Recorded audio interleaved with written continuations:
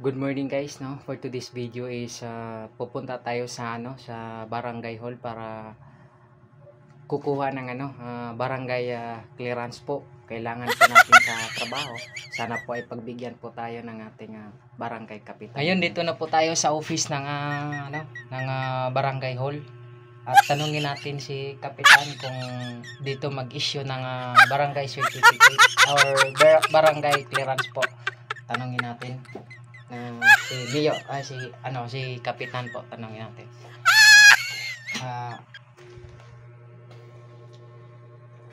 Good morning po, Kap. Oh, good morning. Ano po sa atin? Kap, kukuha po ako ng ng barangay clearance po para gamitin po sa pag-apply ng trabaho po. Naku po, hindi na po kami mag-issue ng po dito, sir, ng barangay clearance po dito. Wala na po dito yung processing na po. Doon na po sir, sa Netherlands Dahik. Doon po ang processing po. Lahat ng mga kailangan, doon na po ninyo kunin sa Netherlands Dahik. Ano po sir, sobrang layo naman nun. Yung pera ko po dito, pang lang po, pang barangay clearance po ito. 100 lang po. Pang barangay clearance lang po ito. Paano po yan? Sobrang layo naman nun. Wala pa naman akong pamasahe papunta doon. Sobrang layo naman, Netherlands Dahik. Sobrang layo naman nun.